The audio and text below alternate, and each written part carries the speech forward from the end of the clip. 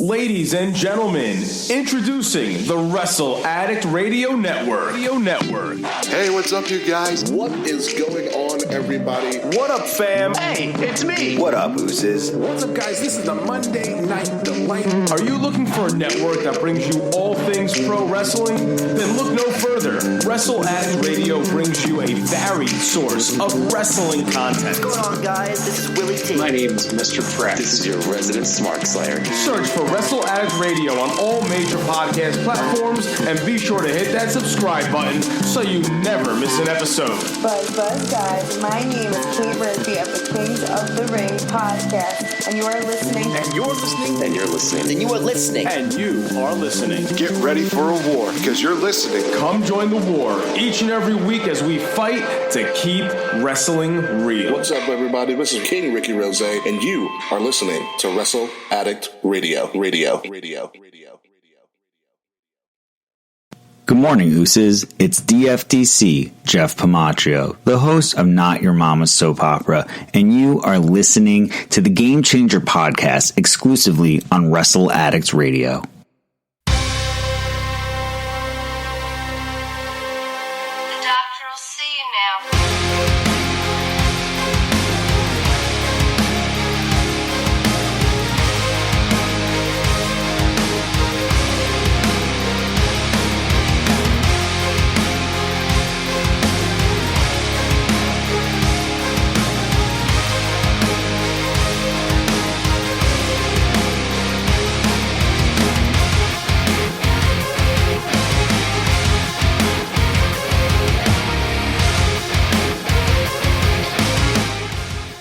Call it right now. I think that Britt Baker's going to be the next millionaire. I mean, she's a dentist. She's working in wrestling.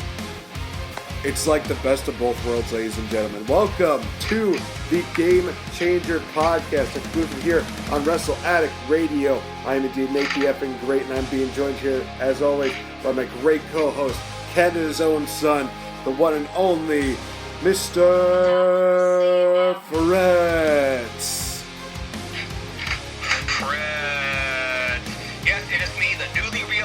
Prime Minister of Wrestle Addict Radio.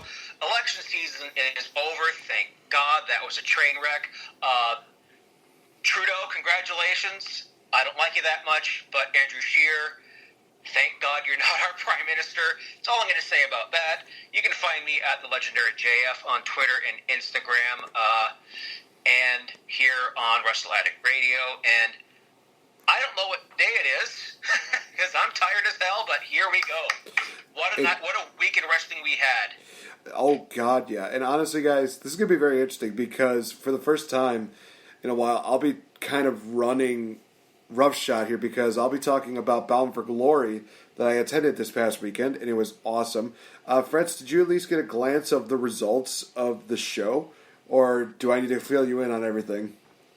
I looked at the results. I meant to catch like a stream or a recap page, but in between work and watching what we're reviewing for this show, I didn't get the time.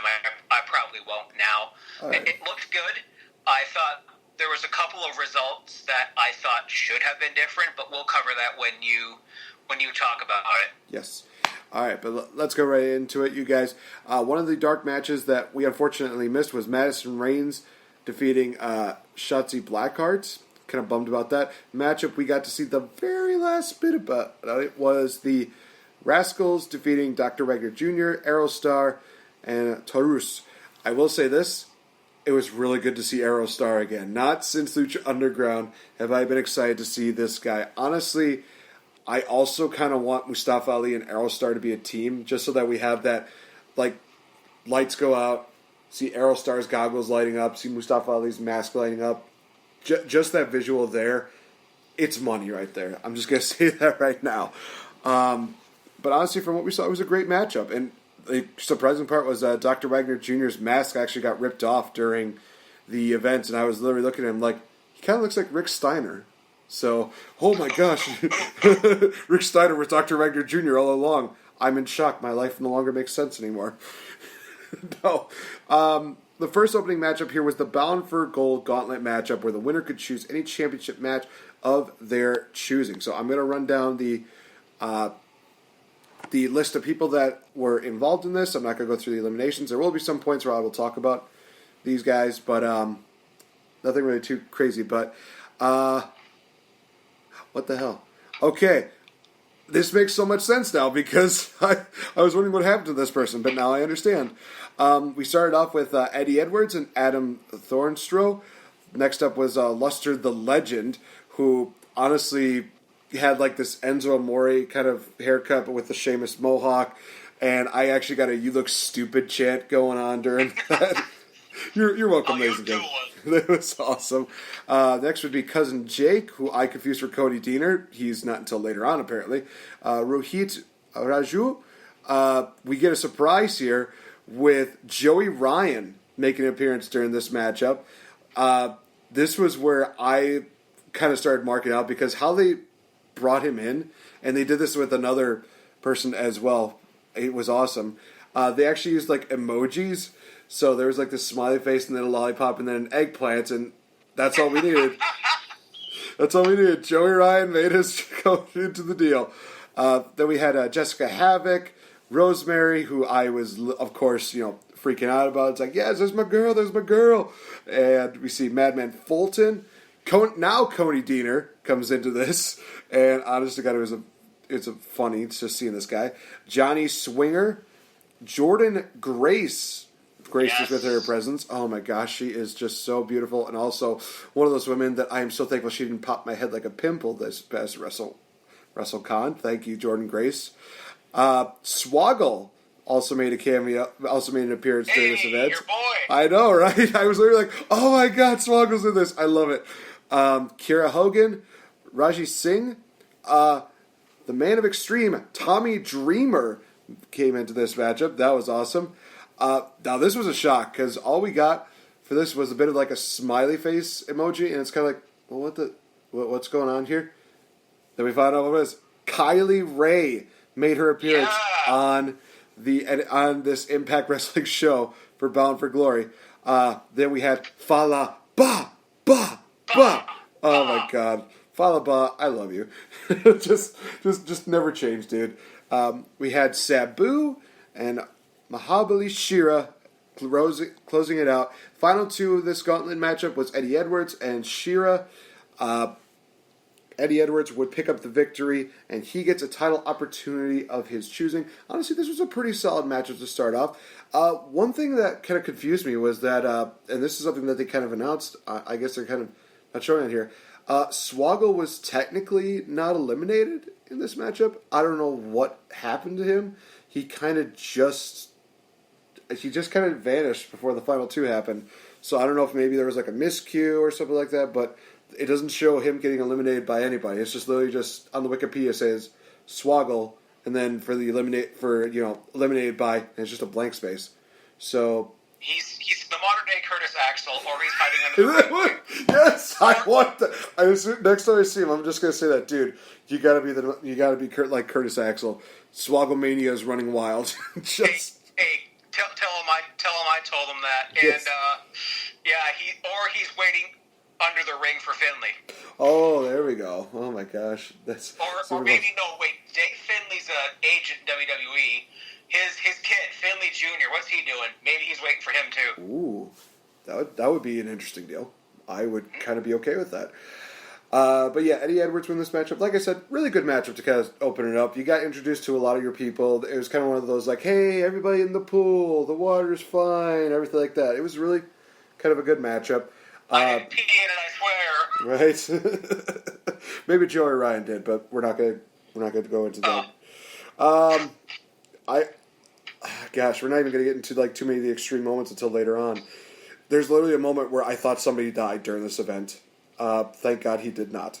But next matchup on here was for the Impact Knockouts Championship. Taya Valkyrie defending against Tennille Dashwood. Unfortunately, this was one of those matches where it was like, wow, all of these women who probably had great matches, going into this. We get into the Knockouts title matchup. This was anything but eventful. I kid you not. I am literally watching this thinking to myself, wow, this is a title match, and it's so boring. There's really nothing going on during this matchup. Maybe it's the fact that the build-up was done horribly wrong. Maybe there was just something. It just felt like it was nothing really eventful. We tried getting involved with it as much as we could, but it was just kind of like, eh. It was just kind of like a their match, and I really hate saying that, but I will tell you this: it was not the worst matchup on the card. Oh no! There's one matchup that definitely earned that right, but this was definitely a shoo-in for like second worst of the night. Taya Valkyrie would hit the Road to Valhalla for the victory, and honestly, I think a lot of people were pretty shocked about this because they thought that, hey, she probably would be going to NXT because her husband is in WWE now. For what? We don't know. Is he? That's just a rumor and innuendo that's That going is also around. true. That maybe I did forget about that. I did forget about that. It was a rumor going around, but it did seem like she was going to NXT. But she's probably sticking around Impact for a while longer. But I said if they're going to do this, don't have her lose the belt here. It would be too predictable. So, in my defense, I was right, but it was kind of one of those things where it's like, I wish I was right on a better matchup. Next matchup on here was the triple threat matchup for the Impact World Tag Team titles. We had the North, Ethan Page and Josh Alexander taking on Rich Swann, Willie Mack, as well as Rhino and Rob Van Dam. Rich Swann and Willie Mack, my God, these guys are just absolutely tearing it on the tag team scene. The North does a really great job, and I think just having that whole deal where you have Rhino and Rob Van Dam to add a little more like the experience, the veteran deal with it. It was a really good matchup. I think I'm trying to remember exactly what it was. I think they did like a pop-up cutter at one point. There was a deal where I think Willie Mack actually did that, and so many people who have never seen Willie Mack got to see Willie Mack fly over the top rope, and that was one of those moments where it's like, yep, that's awesome. That's Willie Mack. That's our boy from Lucha Underground. That is amazing. A lot of really great stuff here, and I think the North actually did got a lot of the brunt work. I think that honestly, other than the whole deal with Rich Swann, Willie Mack, and RVD and Rhino, it was kind of an interesting deal where we did see we see these guys kind of like trying to get on the same page, but also realizing that, hey, we're gunning for the titles, and the North is just getting the shit beat out of them. I know I said the S word. I don't care at this point. But the shock really... We swear here, don't we? Yeah, that is true. The shock came at the end of the matchup. So Rhino was setting up for the gore on Josh Alexander, if I remember correctly. And it looked like we were just about to see it, when all of a sudden, boom! Super kick by Rob Van Dam. RVD turning heel on him, and the crowd immediately just turning on Rob Van Dam. They started booing him, and it's kind of one of those things where like, what? Okay, this is going to be interesting to hear the explanation for this. Rob Van Dam would hit the super kick on Willie Mack as well as on Rich Swann. The North would take the advantage by hitting their finishing tag team move, retain their titles, and it's another victory for the people up north. So Canada's having a really good night when it comes to victories here. Oh, and trust me, it's going to get better because we're going into match of the night here. Michael Elgin versus Marufuji. Oh my God, what? They had a match? They had a match, and it was awesome. This matchup had very little build-up, very little hype, and honestly, the way that they complemented each other. Marufuji, doing the running kicks, doing the pump kicks, Elgin using his powerhouse style, also just trying his best to put Marufuji away. It was a matchup that it just didn't seem like it was going to end. And this was match of the night, in all honesty. They tore the house down. This felt like a very New Japan style matchup between the two of them, and it worked in their favor. It worked out very well. This had a lot of false finishes. They had a lot of the crazy, high risk spots by Marufuji. Oh my God, the Shiranu on the apron was amazing. Yes, more please. Wait, he did a slice spread number 2 on the apron. Yes, he did. Oh, I haven't seen Marufuji in years. I'm hunting this match down, dude. Seriously. It is worth the watch, and it's I think, the second longest matchup on the card with 18 minutes and 5 seconds. Sweet. Yeah, I know, right? Elegant would pick up the victory in the end, though. But honestly, they both came out winners. They both came out looking like great competitors. It was great. And it was a clean as a whistle deal. It wasn't one of those things where he tried, using weapons or anything like that. No, he used his strength. He used his stamina. He outlasted Marufuji. That's amazing, to say the least. Again, third victory in a row for Canada. So and with Michael Elgin, isn't he had like a bit of a checkered past? Isn't he kind of like blacklisted from a lot of wrestling? Probably. Yeah. But obviously he's not going to be blacklisted after this event. He's going to be like, we want him. We want him now. All right, next matchup on here is the intergender ladder match for the X Division title. Tessa Blanchard, Daga, AC Romero, Ace Austin, and champion Jake Christ. My God, was this amazing! We see Jake Christ literally get hit with a Canadian destroyer by Daga on a ladder. Do you remember those? Do you remember those spots that WWE usually did, where they did like that? They have the ladder kind of like, they kind of like have it flat from like the ring apron to like the announce table, stuff like that. Well, that's kind of what we had. We had the ladder go from the ring apron to the barrier, I should say. And yeah, Daga did a Canadian destroyer to Jake Christ on that. Holy shit! I've seen that's wild. Like I've seen a package pile driver on there. Kevin Owens did that to Sami Zayn in Ring of Honor, like in their Loser Leaves Town match. Yeah, that's right. My lord, I'm watching this. And it gets so much better because I honestly thought Tessa Blanchard was going to win, and there was even a small party that thought that AC Romero might even win this. And so many people were just like, "Look at this guy; he's not going to be able to climb up that ladder." I'm like, "It's probably a reinforced ladder. It's fine. He's going to do it." He came very, very close. He's up to at least the third or second to last rung from the ladder, and we see Tessa Blanchard. She comes in, and literally, I'm thinking to myself, "There's going to be somebody else who's going to help her with it." No, she does this by herself. She shoves the ladder over. Ace Romero goes over the top rope, lands on the floor where there's a table.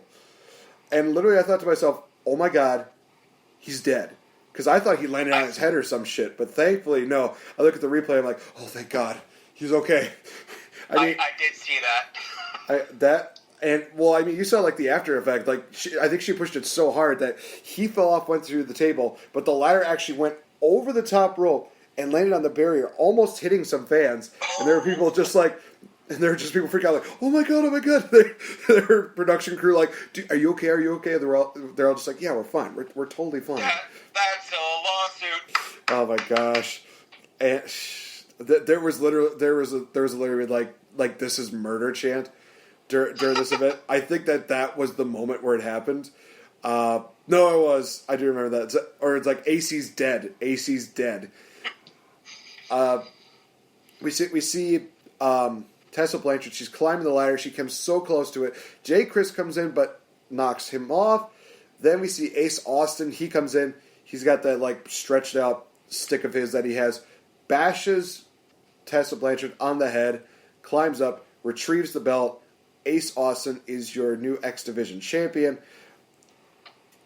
Elgin versus Marufuji was match of the night. This was definitely like a close second. This was amazing.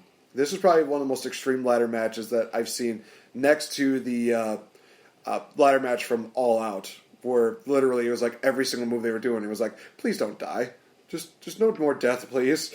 This was definitely a close second where it's like, again, just no death. No one die, please. We get into the preliminary main event, which was Ken Shamrock versus Moose. Oh my lord! Oh, this was a cluster. This was bad. I feel bad for Moose. I mean, Ken Shamrock, my God, the guy looks great for his age, but God, was this just so boring? was this just full of really horrible spots. There was a point where the top turnbuckle pad got torn off, and Ken Shamrock was supposed to go into it. He whiffed it, missed it. Moose hits his Lashley knockoff spear that he does, where it didn't even look like it, like he grazed the shoulder or some shit, and he does a flip, that kind of spear. I like that spear better than Bobby's, actually. Okay. Just because the flip makes it look cooler. Okay, fair enough. But yeah, that's kind of how he went. There was a point where Ken Shamrock locked the ankle lock on Moose 3 times, did not tap out. This was just a clusterfuck, man. This was bad. I think the finish even was the nail on the coffin, where it's yep, we're not getting the time that we got spent into this matchup. This just sucks. Then we go into the main event, which is for the Impact World title, which we didn't know turned into a no disqualification matchup between Brian Cage and Sami Callihan. My God, this was a really, really good matchup between the two of them. They literally were out, just literally killing each other. Wolverine Cage, my God. Him having the purple and yellow tights. They came out with Wolverine claws. He even did a deal where he has those claws and he's just grating the head of Sami Callihan. Oh God! I mean, that wasn't even the reason why he got busted open in the first place. The reason why he got busted open in the first place was because Brian Cage bit him. And I guess maybe he I don't know if he took a chunk of skin off or something like that. But yeah, Sami Callihan was just bleeding quite a bit. We see Sami Callihan hit a pile driver on Brian Cage with a barricade with chairs. It's literally one of those situations where they have it set up those table spots where they do 2 chairs on each side, table like that. They do that, but with a steel barricade. And why? Because they want to see Brian Cage die. Apparently, honestly, that was an intense moment. Sami Callihan did everything that he could. The ending took place where we see Sami Callihan break out the thumbtacks, hits a pile driver on Brian Cage, who no-sells it, and then hits the drill claw on Sami Callihan on the tacks for the 1, 2, 3. Such disappointment. I was all for the matchup, but then that happened, and I was just that just took away from everything. Why would you do oh. That's why this was not match of the night, I think, because that finish just took away from so much. Brian Cage is celebrating with his wife. It's a happy moment. Honest to God, I would have much rather have seen the Sami Callihan title change happen here. Same. But one thing I will say was really funny was the fact that as they were going off the air, fans were chanting, thank you, Sami, thank you, Sami. He's just looking out into the crowd.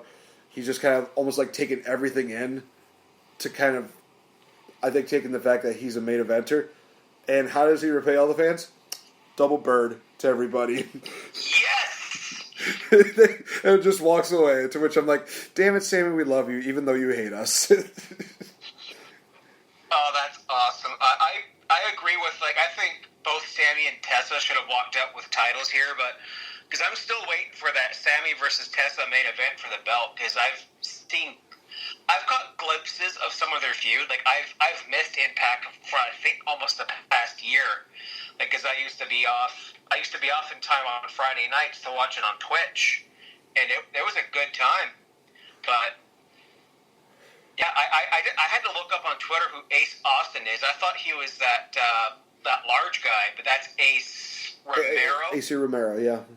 Right. I saw that big bump he did, and I'm okay, how are a guy your size doing that well? We saw what Keith Lee did on NXT, and we'll get there. My goodness, Keith Lee.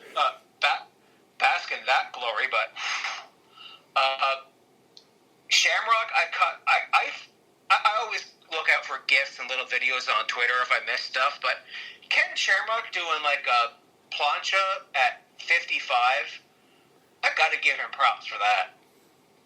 Okay. Yeah, no, I'll definitely give that. I will say also Ace Romero, for a guy his size, doing a plancha onto a ladder to take out 2 opponents, that's impressive as well. So, for those that think that, there weren't any other highlights other than the ones I mentioned, no, there were plenty.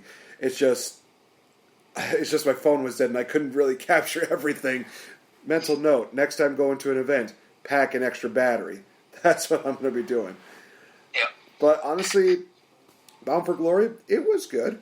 I think that, definitely the ladder match and the Elegant Marufuji matchup definitely were like the show stealers, and they just really made that night absolutely fantastic. Stinkers of the night definitely were the Knockouts title matchup and Moose versus Ken Shamrock. Although we could say like a tough third would be the main event. It's not one of the better Bound for Glories that I've seen, but it is definitely still one that is a turning point for Impact Wrestling, because now they're going into this deal where they are, working with AAA as well as Noah.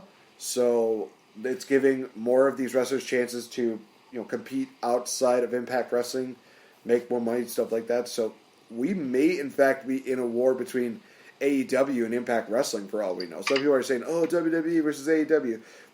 I give it maybe a good year.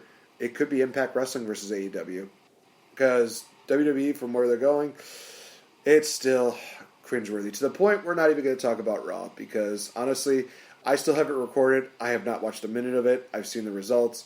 I'm not impressed. I mean, there's still something. Oh, sorry. I was going to say, I watched Raw, but I was in between watching the disappointing Maple Leafs game. Oh, I'm not getting into that. and watching Raw. I forgot entirely what happened on that show. I think I was just also really tired. It's because my schedule's on and off. Like, we have inventory coming up at work, so I have to get our store, my workplace all ready for that. So I've been working different hours. I forget. Like, I watched both of the Wednesday Night Wars show, except it's not a war. And turning point for TNA, you did that on purpose.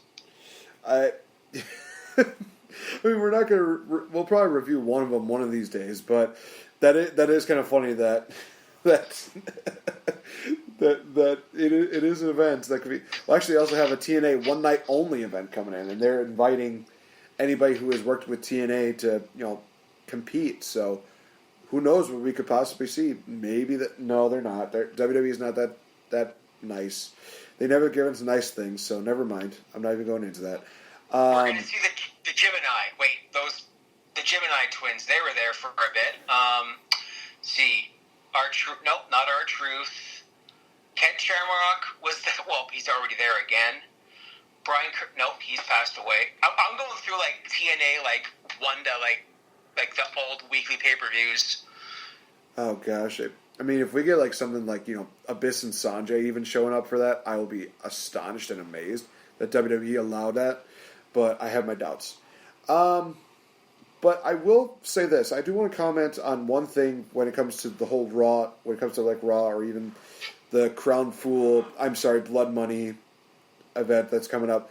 So they did make a stipulation with Seth Rollins versus The Fiend, which, hey, that makes sense because it's a Raw and SmackDown person competing for the title, is that there's no referee stoppage in this. It will not be stopped for any reason. You could have just said there must be a winner for this, and that would have been fine. You wouldn't have to make it such a big deal because you done goofed.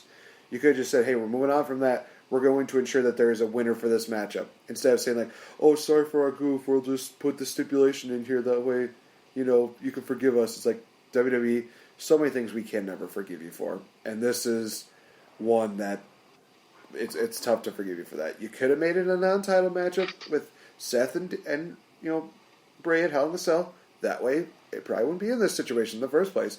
And then you wouldn't have to make that stupid stipulation.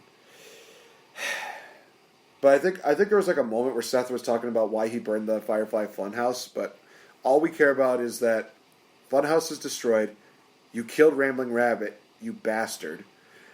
And literally, I could care less about that. Actually, it's back on Smackdown this week. Oh, cool. So Bray's the face and Seth is the heel. That's the way I see it, and that's the way I'm sticking to it. I don't care what WWE says. I think it's going to force their hand eventually. But now there's like Fiend versus Rollins, like steel cage matches being advertised.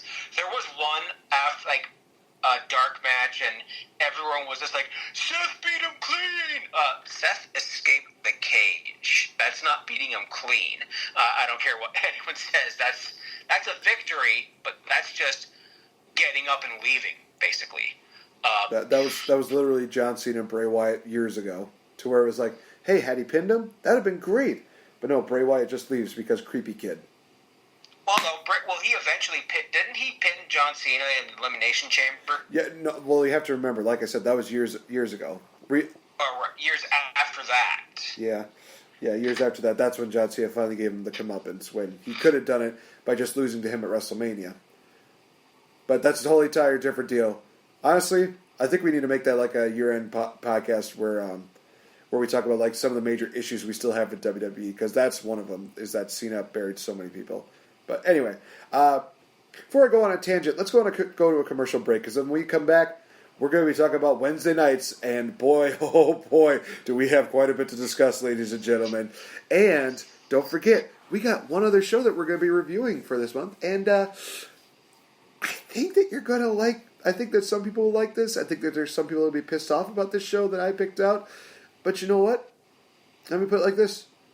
I don't really care, so stay tuned, guys. We'll be back. What is up, ladies and gentlemen? My name is King Ricky Rose, your co-general manager of Wrestle Addict Radio and your host of Kings of the Rings podcast. And if you enjoy what you listen to each and every week here on Wrestle Addict Radio, we invite you to enjoy even more content from us on our exclusive Patreon page, where for just $5 a month, that's right, $5 a month, you get bonus content and commentary from each and every show here on Wrestle Addict Radio. That means bonus content from the Kings of the Rings podcast, from Not Your Mama's Soap Opera, from 4-4 WrestleCast, from the Gifted podcast, and from the Game Changer WrestleCast. So for $5 a month, go to patreon.com/Wrestle Addict Radio, sign up. You get exclusive content, exclusive access to us pretty much 24/7, and exclusive shows that can only be found and are exclusive to Patreon. So again, folks, patreon.com/Wrestle Addict Radio, $5 a month, all the content that you could ever want in wrestling. Enjoy. What's up, everyone? This is the founder of the King's Wings podcast, Will Tarashuk, Teason Thomas, ARASHUK, and you're listening to the Game Changer podcast right here on Wrestle Addict Radio.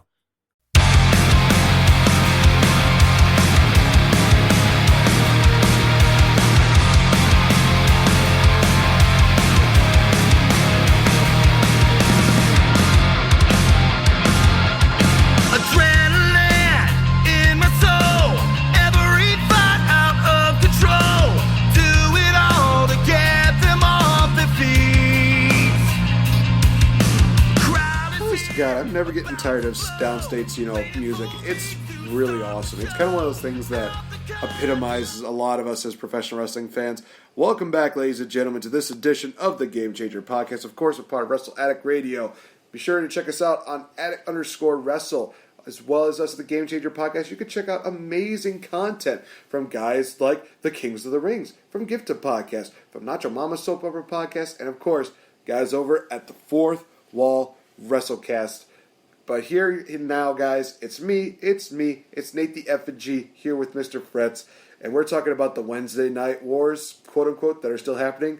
And it seems like NXT is taking the victory when it comes to this night, and we have reasons to believe so. So what we're going to be doing is that Mr. Fretz and I, we're going to be kind of like croqueting or tennis balling the results from what happened from Dynamite, as well as what happened on NXT. Mr. Fretz, what did we kick off NXT with this week? Well, we kicked off NXT with Rhea Ripley going up against Bianca Belair.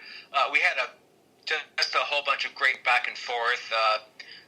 There was a couple times where, it seemed that Bianca was going to get the win. I think she hit the KOD at some point. Io Shirai came into the ring to try and distract and knock off Ripley. Bianca tried to capitalize on that, but could not. The referee didn't see it as, Io Shirai just kind of like decked her and kind of hid under the apron for a second. Got back on the ring again, but Candice LeRae ran to take her out. And then Ripley hits the Riptide for the win. And this is just, I think this is going to set up like a fatal 4-way number 1 contenders match for Shayna Baszler. This is just a good, basic, women's match. Rhea Ripley, I've said before, she is the absolute future of the women's division. Bianca, I'm not a fan of. I'm not sold on her like that. I'm glad she's not doing that stupid hair whip crap anymore. But it's just her. I don't get her gimmick. I don't get the hype. She's good, but it's just she does literally nothing for me. And then, are we like doing bit by bit here and there? You want me to keep going with NXT? We're gonna do bit by bit because the first matchup for AEW Dynamite was one of the semifinal matchups for the tag team tournament in which we had the Lucha Bros taking on Private Party, which I will admit this. I'm glad I took this down when I realized it. I accidentally called Private Party the Street Profits. I thankfully deleted that, and I don't think anybody's called me out on that, so thank God for that. Honestly, this was a really great showing for Private Party, and it continues to showcase Lucha Bros in their just absolute finest. The finish of the matchup was, for the love of all that is high and mighty, that like Stratosphere into the cutter on Phoenix. They tried to do the same thing on Pentagon, but he did a Mexican Destroyer, but we like to call it Canadian Destroyer because we love Petey Williams. And then we see Lucha Bros winning with the Package Pile Driver Double Stomp combo to advance to the finals for next week's show. Oh my gosh, I loved the start of this matchup. It was great. It definitely got you feeling like, okay, well, one of two things are going to happen, and we will talk about that when we talk about the other matchup, which was SCU versus Dark Order. But Mr. Fretz, what was next on tap for this? Well, there was just an interview, then I'll cover the next match right after. Pete Dunne's interview in the parking lot. He said, despite the low blow, there was no excuse for him losing to Damian Priest. He was there with Tyler Bate. Tyler Bate's going to get involved here in a minute. He promised there was a receipt coming for Priest, and then there was a comment about Killian Dane, and he's like, I don't care about Killian Dane, and that was that. Next we had, he's like, I don't care about Killian Dane, like, no selling him. That's a match I'd like to see. Dane versus Pete Dunne, get right in. Ooh, and that'd be good. Spoiler alert, this is going to set up another match after. There's other stuff here, but we had Matt Riddle, bro of the show. Shout out to the Rant and Ant. There's a bunch of us in the in Ant's group chat and Patreon.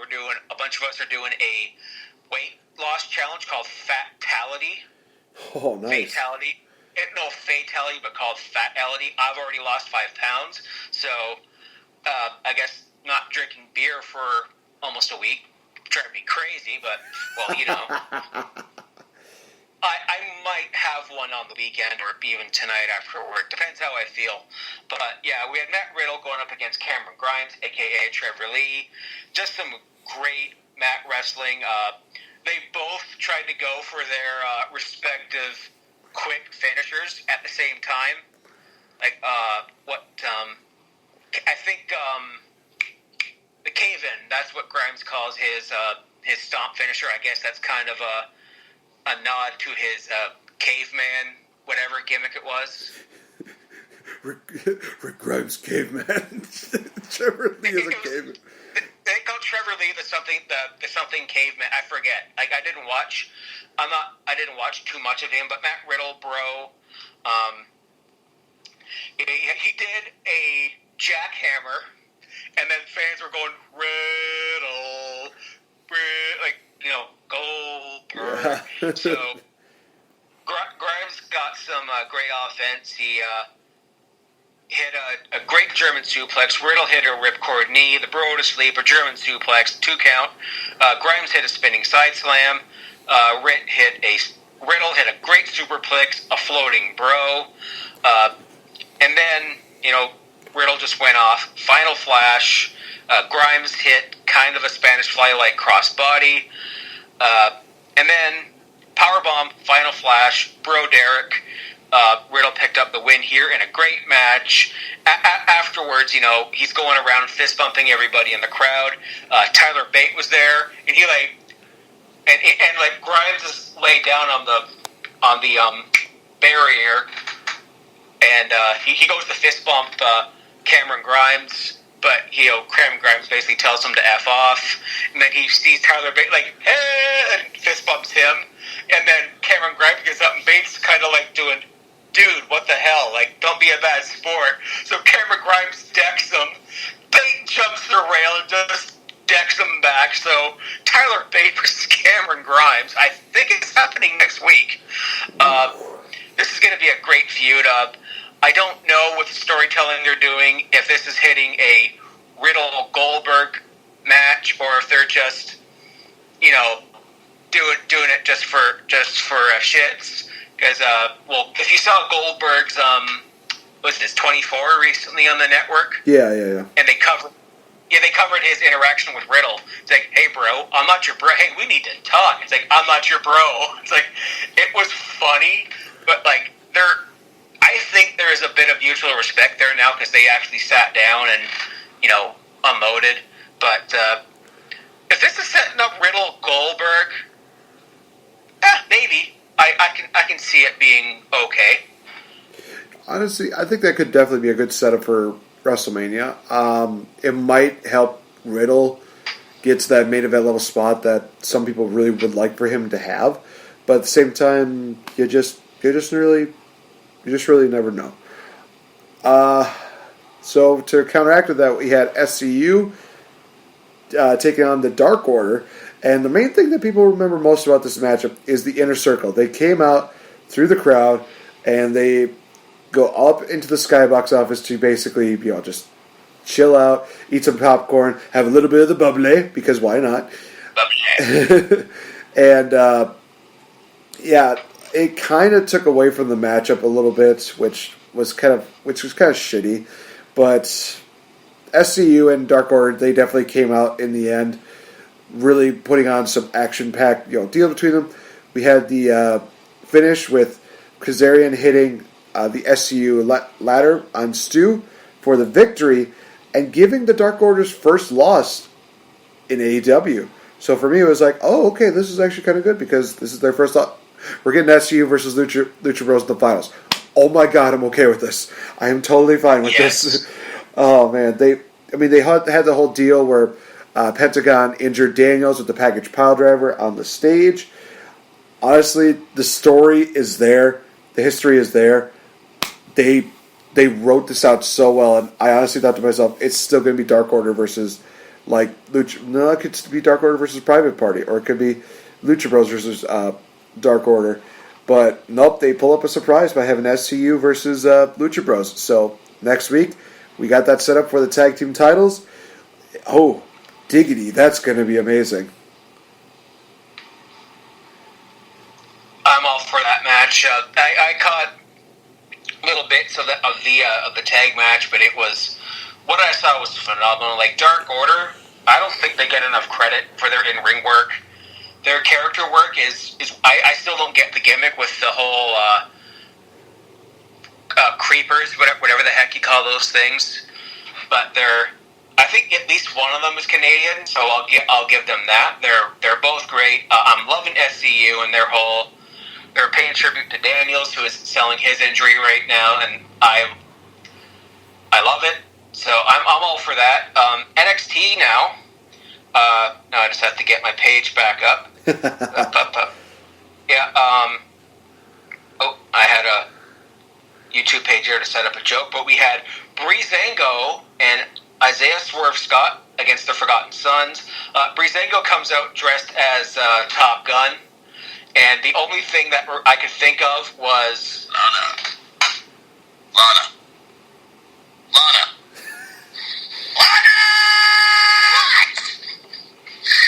Danger zone. They're in the danger zone, but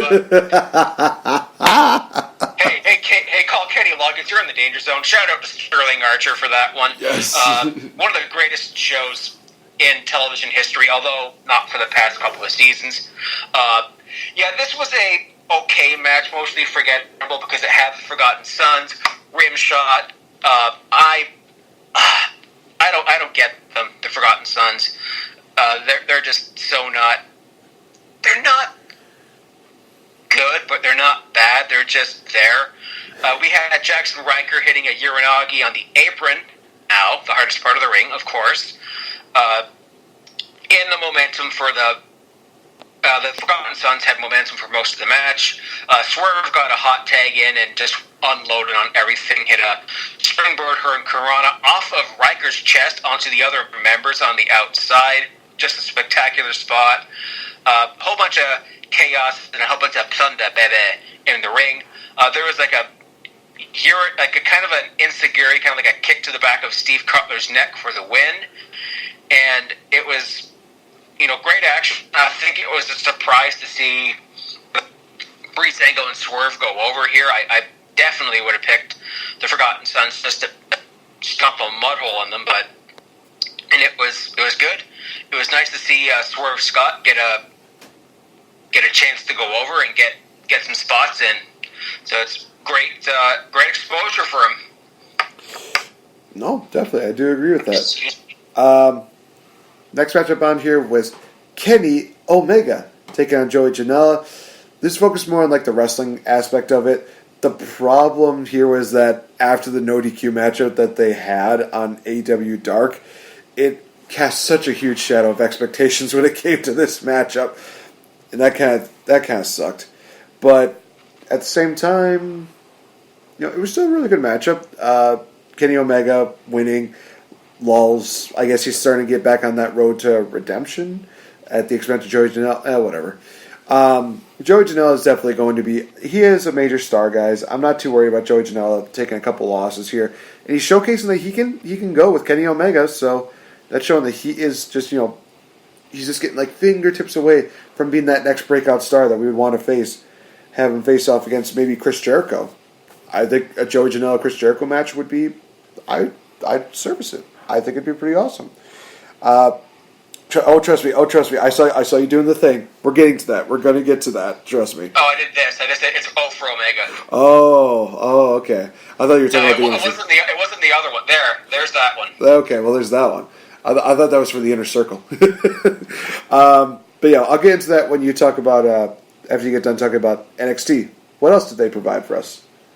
Well, next match we had Angel Garza versus Jack Gallagher. We had Cruiserweight Champion Leo Rush on commentary.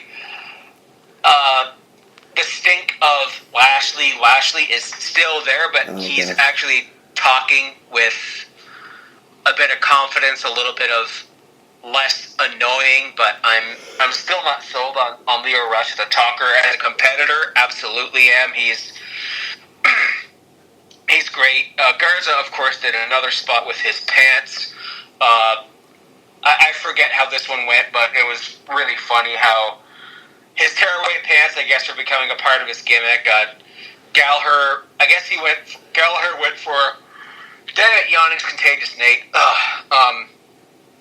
Gallagher went for his gentlemanly, British hand behind the back handshake. Garza kind of healed him out and did the whole kind of like a hair slick, kind of like a dickhead kind of deal.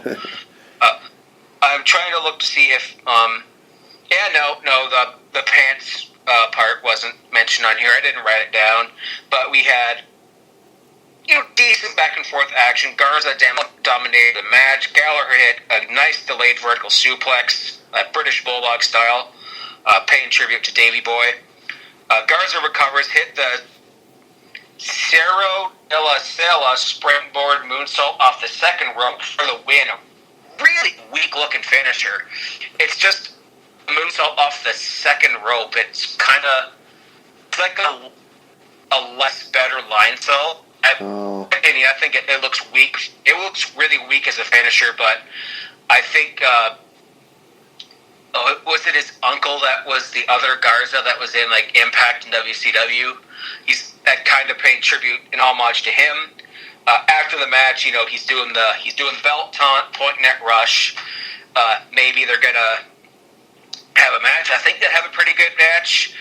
Rush is not good on commentary, but I believe he can get better. Decent action for a short match, but I was really surprised to see Gallagher not go over. He missed that nice quarter drop kick he does, but I was disappointed. I didn't see the umbrella, but I haven't seen his umbrella in a couple of years now. It is kind of interesting because that was one of those things that I enjoyed too, is that, you see him do the umbrella deal, but maybe he's kind of being like Chris Jericho and realizing that, hey, maybe it's time to move on from that and try something different. But who knows? Maybe one day he'll bring back the umbrella. At this point, it's just one of those things like I kind of would like to see that one time. Just one time for that just to come back. Just like... Or an umbrella war with Marty here. Ooh. Don't even tease me with that idea. Lightsaber battle with the umbrella. Let's go. Yes, lightsaber battle forever. Hashtag wrestling sabers. Yes. So we get this deal where Cody comes out and he's going to be making this announcement about his future. And as he was talking, I just heard like these air horns going off, and I'm thinking to myself, all I was thinking to myself was, what the fuck? Are we getting like these like random fans being like dicks about this? But then let's say I found out like, oh, it's the Inner Circle. Okay, that actually makes a little bit more sense now. So we see the Inner Circle basically getting involved with that, getting involved with Rhodes. Basically, Jericho calls him a bitch, and Cody again. Cody takes a shot at the other company that they work for. It's like, hey, this isn't like the other company where, we just stay around and talk, where there's no invisible barrier where I can just, step between these ropes, go up the stairs, and just beat the ever-living crap out of you. And Jericho was just like, well, you need to remember that it's 4 of us and 1 of you. How's that going to work out for you? Out comes Dustin. It's like, okay. It's still 2-on-4 though, you dumbasses. Here comes MJF because reasons. At this point, when MJF comes out, who wears a scarf? it's like he wears a scarf. Look like an idiot. It's like it's still 3 against 4. It's like, yo, it's me. DDP comes out, to which it was my surprise. I honestly thought the Young Bucks were going to come out to kind of like up the odds or some shit like that, but no, DDP comes out and it's like, I'm okay with this. I'm totally fine with this. They go up the ramp, they go up the stairs, they're basically getting ready to beat down the Inner Circle, but then Jericho and the other guys, they go into like their little cubby room. They lock the doors, and Cody decides, you know what? I'm going to do something cool. He has MJF's scarf, puts it around his wrist, bam! Just breaks the glass on it, unlock it, and we get a brawl with the Inner Circle and the Cody family, the Cody faction, we'll call it. They battle in that area. They battle out in the concession area. People are just I think there was like a couple people that actually got hit, which sucked. But it was just a wild brawl that was just really, really amazing. Eventually, security broke it out, and Jericho just doing this whole deal like, get them out of here. We're paying customers. We pay for these tickets. It's like, what the fuck? You're the campeon. Why are you paying for tickets? You're such a smart ass piece of shit. Oh my gosh. I do love how CBS has this post up. I'm going to read this little excerpt here from there because I think it definitely does describe Jericho at this point. Jericho's work over the past couple of years has been outstanding, and there are endless words to be written about his ability to constantly reinvent himself while maintaining the core of what makes him a special performer. But his work in AEW, especially since All Out and the launch of Dynamite, has been next level great. That case in point, this deal here, just him again, literally just screaming at them, oh, we paid for tickets, get them out of here, we got this going on. It's just so hilarious just seeing that. Oh my gosh, I love what they're doing with Jericho. I love what Jericho does with himself. It's amazing. Then we go into this next matchup, which was just as eventful. The Best Friends versus the Young Bucks. Orange Cassidy, fuck you. Just fuck you. He comes in during this deal, And I think it was even before the matchup even started. He just goes in, does like these weak little super kicks to the legs. And it's just one of those things where it's like, oh my god, the super kicks. The Young Bucks respond, dual super kicks right to them. It's like, god damn it. It's just seeing that. They had a really good matchup between the two of them. Also, Orange Cassidy got a nice spot where he just dives over onto the Young Bucks. It's just, again, F you, Cassidy, for the love of all that's high and mighty. Oh my god. Hands in his pockets, of course. Just, what the hell. In the end, we see the Young Bucks pick up the victory, hitting the more bang for your buck. And then after the match is over, they said, Ortiz, Santana, you want a match? We accept. So it will be the Young Bucks versus Ortiz and Santana. I'm still calling them LAX. I don't care what anybody says. At Full Gear in just a few weeks. Oh gosh, it's going to be such a good matchup. We get LAX versus the Young Bucks. I'm totally okay with this. Yeah, I'm just going through in that little brawl there's Jim Ross like, oh my god, they're going through the Dippin' Dots. That's right. And then I just retweeted here. It's like Dippin' Dots tweeted Cody in AEW. It's like, do us a favor, don't hurt the Dippin' Dots, and we'll make you a flavor, Rocky Roads. And Cody's like, deal. That's awesome. That was perfect. Back on NXT, we had Dakota Kai and Tegan Knox going up against Marina Shafir and Jessamine Duke, number one contendership for the women's tag team titles. Ooh. And it's what you would expect. Shafir and Duke are an abomination in the ring. They need so much more work and polishing. Luckily, Kai and Knox won. It was like a shiniest wizard. Kabuki Warriors come up on the screen and start screaming in Japanese. And then Kairi Sane says they have no chance. Nice short match, but my goodness, Shafir and Duke, keep them out of the ring until they're actually ready. It's infuriating. Trust me. I think that when we get to talking about SmackDown, it's going to be. I don't know if it's going to be as infuriating, but I think it's going to be. No, it's going to be less infuriating. Let's just say that right now. I totally missed SmackDown, so I don't know what you're talking about. Well, I'm talking about the SmackDown we're going to be reviewing, my good sir. Yeah. I should probably warn. I should put at the top of the show, but that SmackDown has. Let's just say there's some sensitive topics we're going to be talking about, and we are going to discuss them with an open mind. Because, of course, we are all inclusive at WrestleLive Radio. So, bear that in mind. It's going to be through 2002 eyes, but it's a rough watch. Anyways, did you have something for the AEW? Because I'm already at the main event. Just getting to the main event. Just got one more matchup here, and that is Hometown Girl, Britt Baker, taking on Jamie Hayter. Honest to God, I love the fact that they did a hype package for her, where she talks about how she was trained to be a dentist, she trained to be a wrestler, and she did it all in her hometown of Pittsburgh. It was one of those things where I loved the story that she told, and it's also one of those situations where I think somebody pointed this out. It might have been JR, or it might have been just something I kind of connect. No, it was JR. It was like she could knock your tooth out and then put it back in.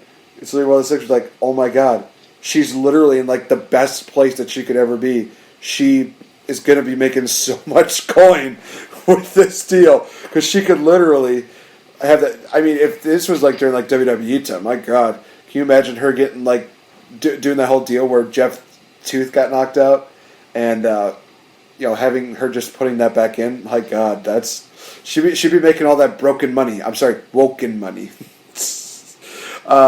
But this was actually a really good matchup between Britt Baker and Jamie. I cannot say anything bad about these two. We see Britt Baker, donning the Pittsburgh steal her stuff. She's just rocking hometown gear. Why not? And honestly, she got a really good ovation from her hometown crowd. That was great. Britt Baker wins with the jaw lock, which again I think is one of the most interesting moves to have, but it's also probably one of the most brutal moves you could have. It's literally just your arms. You can't do anything, and she's just going to do a mandible claw, where she looks like she's just grabbing your bottom jaw, to which is like, okay, that's awesome. That's freaking awesome. Brandy Rhodes would come out to attack Jamie and then do a little promo after her loss. It's kind of one of those things like, okay, are they doing like a program with this? Or just, is this just one of those things that's just kind of like there? Okay, here's what it is. I know that they are going to be building up Britt Baker versus Bea Priestley. We know it's going to happen. Just AEW, just give it to us. Just give it to us at Full Gear. We know it's happening. Just let us have this wonderful enjoyment. But yeah, all right. Let's get into the main events for both of them. I've got Moxley versus Pac. What have you got? North American Championship. Roddy Strong defending against Keith Lee and Dominik Dijakovic. Fuck you. I'm out. Oh man. So what we had here was Roddy is taken out early. Lee. This is going to be a big chat here, so bear with me. Strong gets taken out right away. Lee and Dijak just keep going in the ring, keep doing their stuff. Strong tripped Lee, hit us, and I think let's see, there's over the top rope, hit a superplex on the Lee, Strong hit a superplex on Dijak. Dijak superplex Lee out of a prone. Strong for a 2.5 count. On the outside, Lee caught Dijak going for a cannonball in mid-air. Strong slid through the ropes with a wrecking ball dropkick that took out both guys. So it kind of looked like Dijak hit a Meteora on Keith Lee. And then there was this wicked Tower of Doom spot. Of course, Dijak was going for a superplex on Strong. Keith Lee came in underneath Dijak and grabbed him for a powerbomb, but he kind of held him there for a second, because I think Dijak had to get Strong into the right position for the superplex so they don't each die. And it was just, you didn't think that was a crazy spot, but then Strong, he hits flying knees and Olympic slam, I think on Dijak. Spot. This is just a crazy spot fest. And then there was a wicked avalanche choke bomb by Dijak.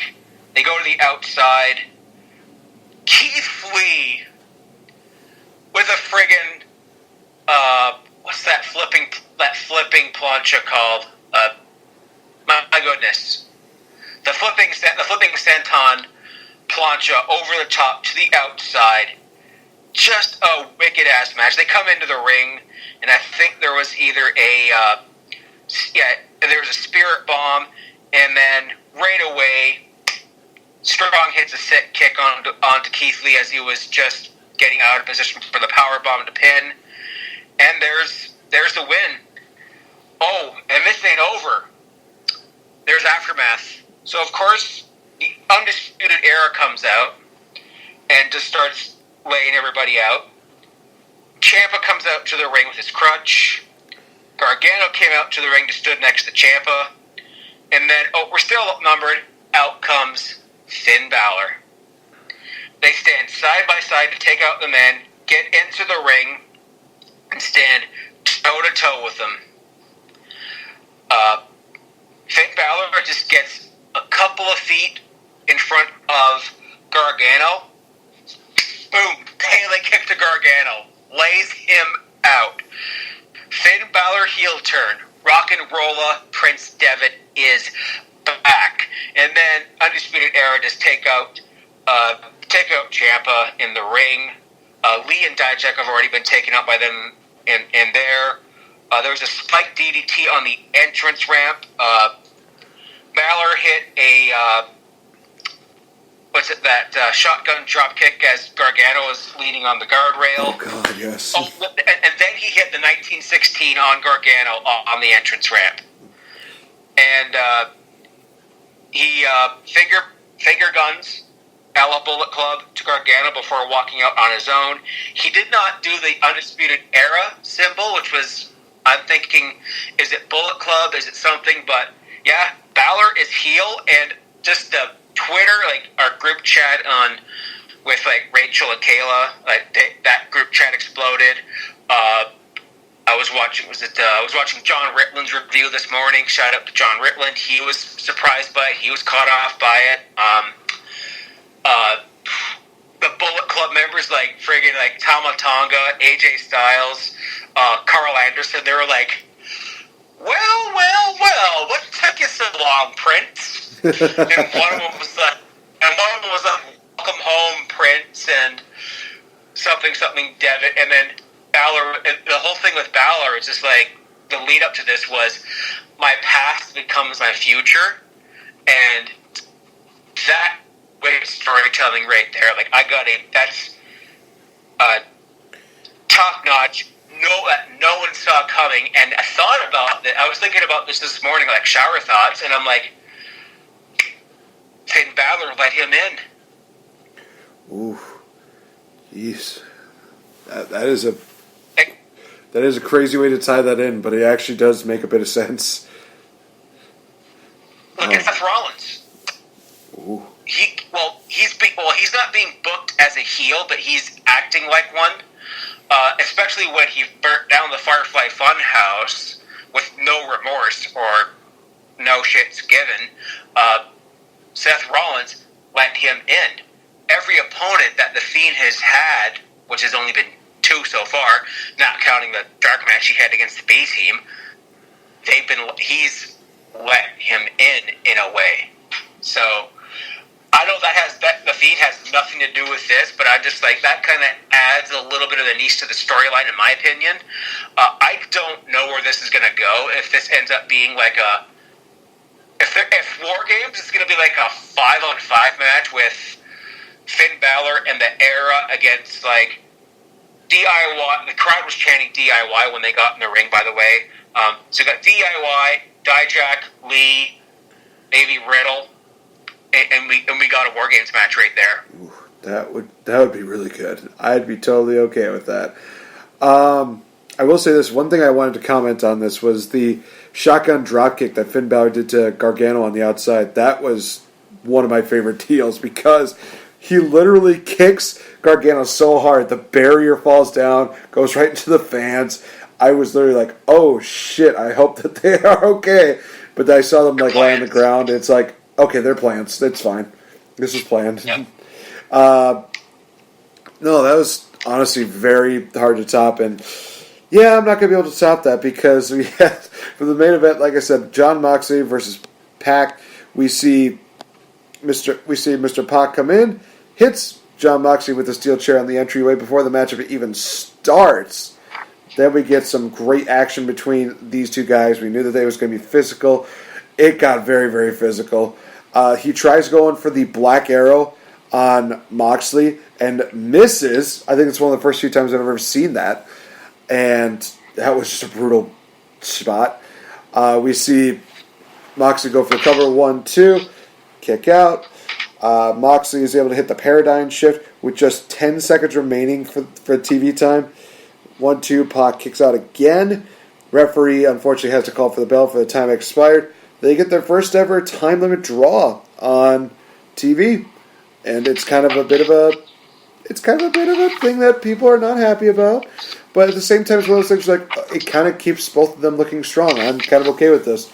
It's like, well, why are you okay with this, but not the whole Fiend versus Seth Rollins deal? Because Seth Rollins versus the Fiend ending was stupid, and this was not. This was something that they've incorporated ever since the company even started, is that we're doing time limit deals. This is stuff that was established for a long time. With the stuff that happened with the Fiend and Seth Rollins, that was just stupid. Because this is a matchup that's supposed to end. It's supposed to have a winner, not this no contest BS. Look, I get it. They did a couple of those like in the 90s, but that was way a long time ago. They should have learned their lesson from there.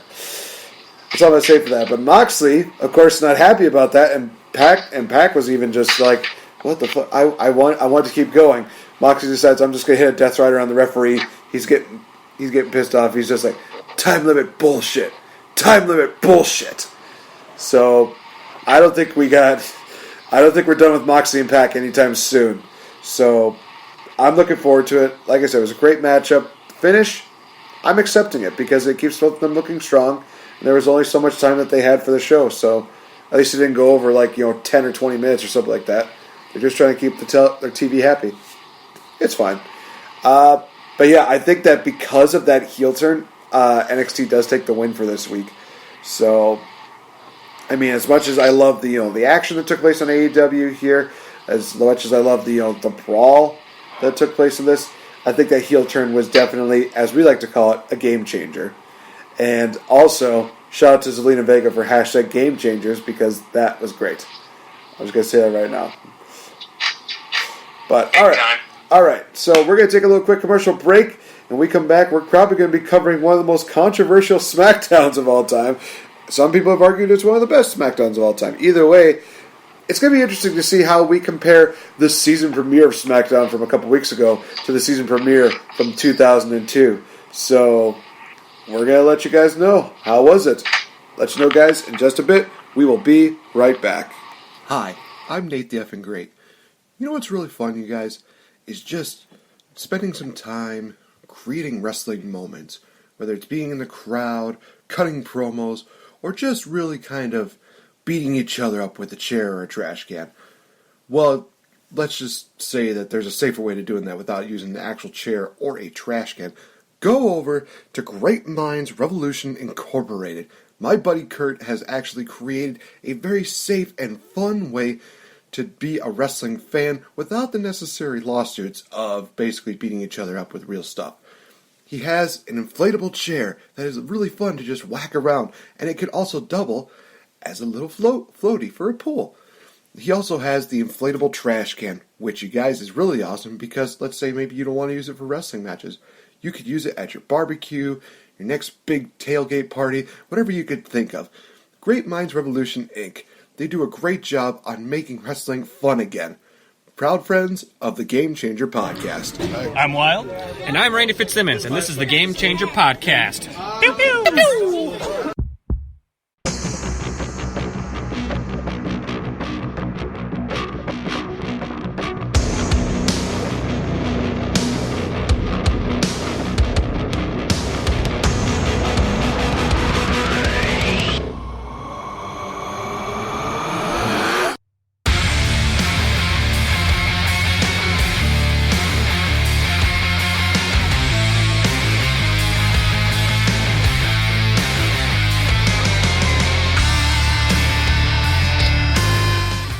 Finn, you clever Irish bastard. Welcome back to the Game Changer Podcast, ladies and gentlemen. Part of Wrestle Addict Radio. I am NateFNGreat, joined here, as always, by Mr. Fretz. Alright, so we've been covering a lot of different shows as of this week. Some that have been, honestly, mentally and emotionally scarring, and then some that have been like, okay, this is actually pretty good.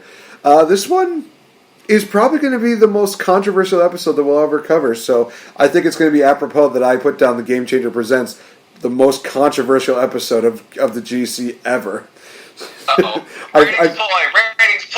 Ratings ploy. All right, so we're going to be covering, guys, Smackdown in 2002. September 12th, 2002 took place in Minneapolis, Minnesota at the Target Center. Honestly, guys, this was a pretty decent show, and we're going to talk about why it was very controversial in just a bit. Okay, no, let's get the elephant out of the room. Major controversy with this is that there is going to be a commitment ceremony between Billy and Chuck. And for those that don't know who Billy and Chuck are, we's about to educate you here. You see, Billy Gunn and Chuck Palumbo were a famous tag team that were very... what's the phrase I'm looking for that's blatant but also kind of sensitive? Blatant, okay. Trigger warning. Blatant homoeroticism. Okay, that is probably the best way to put it. Implied. Especially with Rico. Like, I got a side story about Rico. I've referenced like the 2 house shows I've only ever been to in wrestling history. One was in 2003, and there was supposed to be a match between Jeff Hardy and Steven Richards for reasons, but Jeff Hardy had just been released. So Rico was a last-minute replacement, and he did the whole, what's that, prancing around the ring. He, tapped the referee's butt. He tapped Steven's butt. It was flamboyant, I think is the word. Flamboyant. It's okay. This is a bad term. It's gay heat. Being that was a way to draw heat back in the day. This dates back to Gorgeous George. Even it dates back to Gorgeous George, and then down to like Adrian Adonis and Goldust, and it was a way to draw heat. And looking at it in 2019 eyes is very rough. It's not okay. I'll say that, because as I said before, we are an inclusive bunch at Wrestle Addict Radio.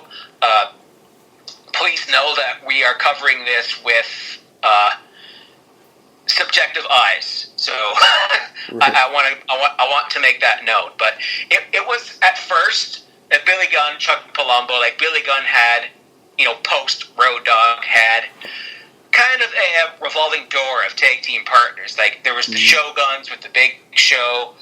There was probably a couple of others he was tagging with. I don't know, like Haku, just because it was going up against the Alliance.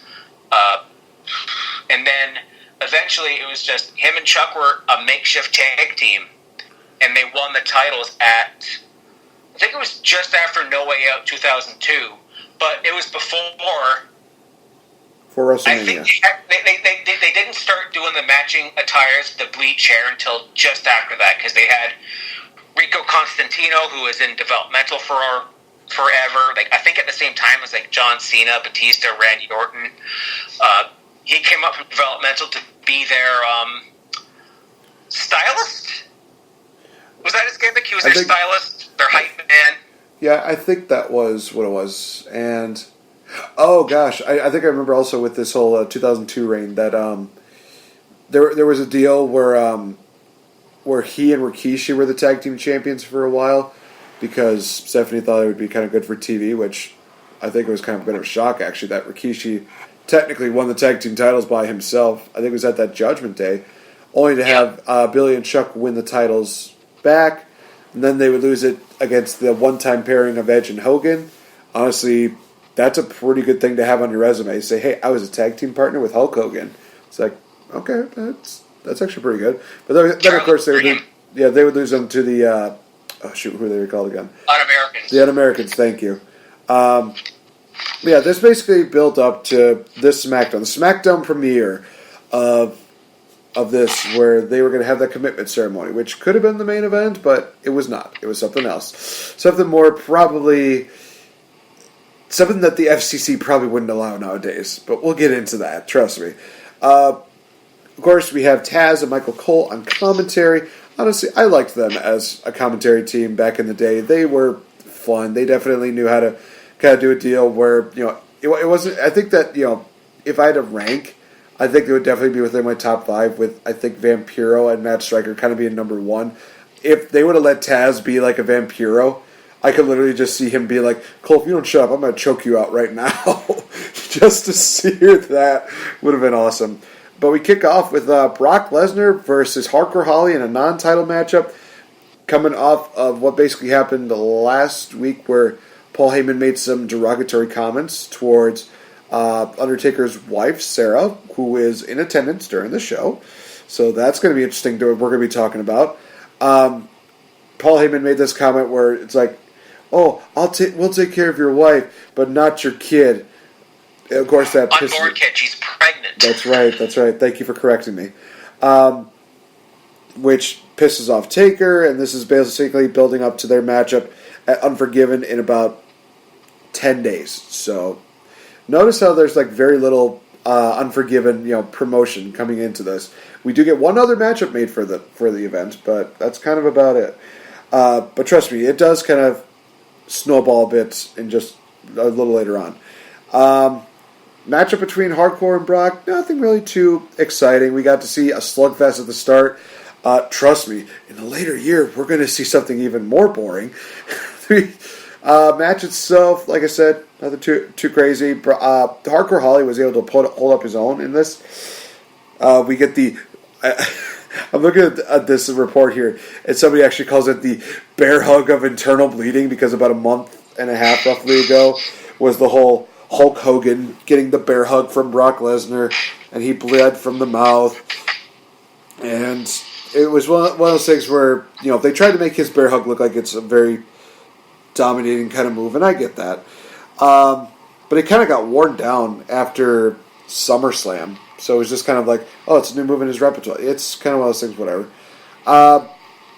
We get, oh gosh, when you told me that this was going to be still a pretty historic SmackDown, and I saw this as the opening matchup, I'm like, oh, please tell me this is not. Oh God, it is. It is. So Brock Lesnar, he tries to go for a powerbomb on Hardcore Holly. Hardcore's not all the way up there. So it kind of looks like his head is still like halfway up. Brock drops him, unfortunately, breaking Bob Holly's neck. He was still able to go for another couple minutes. F5, 1, 2, 3, that's it. Brock is the winner. Holly has to take time off to, of course, recuperate from this neck injury, which you kind of notice that 2 of his injuries have happened on SmackDown. One was his deal with his arm, I think, where his arm was broken from the Kurt. Yep, and then the second one here, he broke his neck with a botched powerbomb from Brock Lesnar, who they would definitely have some great matches a year from now, trust me. But yeah, Bob Holly would be off for about a year until he came back to join Team Angle against Team Brock at Survivor Series the following year. But we're going to talk about that another time. Match itself, nothing really too spectacular. I do commend Bob Holly for, continuing the matchup the way he did, even with a broken neck. That's insane. I will also say that I do not miss his theme music where it does the "How do you like me now?" That was just stupid. The fact they took that out. I like his theme music without it. Like, it's a good theme, but just that little thing there, it was just so unnecessary. It's kind of like the Ricochet deal with Ricochet's theme music. No, it's better without it. I get it. You're trying to make it sound like he's a fast man. Just stop. We know he is. We know. Don't mess with my Puma. Don't mess with Prince Puma. He's my boy. Yeah, this match had a great full circle moment. 17 years later, Brock Lesnar is the champion on SmackDown once again. Oh shit, that's right. There was a great sign in the crowd that said, "Brock beat me up in 3rd grade." What? I was going to say, I forgot to mention that this was supposed to be like in Brock's hometown, so he was getting booed at the start, but then people were actually cheering him, I think, halfway through before resuming the boos at the end of the matchup. It was like a weird roller coaster. Yeah, he's getting the cheap Minnesota pop. Shout out to Rachel Moon there. Hardcore Holly, just, my goodness, like the balls on the. I've read his book, and I don't think he realized his neck was broken until he was kind of after the match or backstage. This guy is a tough bastard. Like, he finishes a match with a broken arm, a broken freaking neck, that disgusting laceration that gave him a staph infection, and he took an F5 after all that. Like, my goodness. And just how young Brock was at this point in time. Like, he was only 23 years old. And just seeing him being called the next big thing and a blue chipper and all that at this time was it was fun looking back on what SmackDown was. And the Marilyn Manson theme, get right in. Yes. Oh, man. So we go into the next matchup, which is Los Guerreros taking on the team of Edge and John Cena. And if you want to see literally somebody at their greendom and literally just an out-of-place person, you watch Edge coming out with John Cena to Edge's old theme music of Never Gonna Stop Me, Never Gonna Stop. And I get it. It's one of those things where it's like, he's still a young guy. He's still figuring out the business and stuff like that. He just looks like a robot going back and forth during this entrance deal. Edge is all like, "Oh yeah, get on your feet, go crazy," shit like that. And Cena's just like, "Yeah, yay, yay." Main thing to talk about here is the Guerreros. Honestly, really good matchup. I love the fact that they continued the chemistry between Los Guerreros. We talk about them quite a bit during the No Mercy event because they would go on to win the tag team titles at Survivor Series later on. But yeah, I know that the story behind this basically was that Edge ended up giving Eddie a stink face via Rikishi, who ironically enough is on the show, so we're going to talk about him in just a bit. Match itself was really good, and honestly, I think it was one of those matches where it's like, okay, Cena's slowly getting his footing here. He's slowly getting that, feeling the groove. He's starting to feel things out. I forgot that his finisher used to be the Proto Bomb, and he hits that so well. God, if he would bring that move back, that'd be amazing. But in the end, we see Chavo hit. We see Eddie hitting the frog splash on Cena for the victory, and Eddie's thinking, "Oh, hey, I'm going to make sure that Edge gets a stink face from my nephew." So we see the fact that, oh god, fucking Chavo wearing a thong. That's one thing I did not want to see.